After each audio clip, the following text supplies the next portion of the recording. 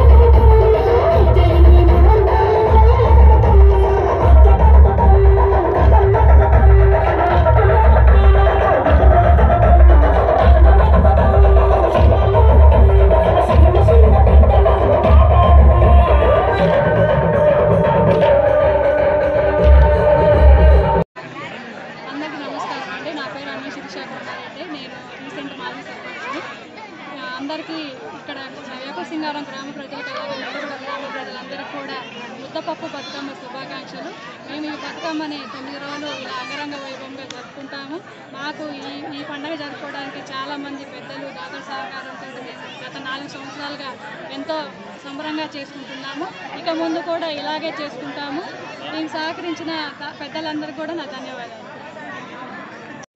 ముందుగా ఇక్కడికి వచ్చినటువంటి మా గ్రామ మహిళలందరికీ కూడా 3వ రోజు ముద్దపప్పు బతుకమ్మ శుభాకాంక్షలు. ముఖ్యంగా బతుకమ్మ పండుగ అంటే మనకి గుర్తొచ్చేది ప్రకృతిని ఆరాధించడం. ప్రకృతిలో ఉన్నటువంటి అన్ని పూలు కూడా మా మహిళలు చక్కగా సేకరించి ఇక్కడ బతుకమ్మగా అమర్చి ఇక్కడ అంగరంగ వైభవంగా గత 4 సంవత్సరాల నుంచి మా గ్రామ పెద్దలైనటువంటి అన్నం కొండా శిర్షారెడ్డి గారు మరియు కొండారెడ్డి గారి ఆధ్వర్యంలో ఇంత అద్భుతమైనటువంటి పండుగను మేము ఇక్కడ జరుపుకోవడం అనేది చాలా మాకు ఆనందంగా అనిపిస్తుంది. ఎంతోమంది అంటే ఇప్పుడు దసరా హాలిడేస్ అంటే ముందుగా గుర్తొచ్చేది వెకేషన్స్. మాలాంటి ప్రభుత్వ ఉద్యోగులు మరియు కాలేజ్ పిల్లలు, స్కూల్ పిల్లలు కూడా వెకేషన్స్ని వదులుకొని మేము ఈ పండుగను చూడడానికి ఈ ఊర్లోనే మా గ్రామంలోనే ఒక వెకేషన్ లాగా మేము తయారు చేసుకొని ఇంత అద్భుతంగా ఈ పండుగను జరపడం అనేది ముందుగా మా గ్రామ పెద్దలకు నిజంగా నా తరపున నేను కృతజ్ఞతలు తెలుపుతున్నాను.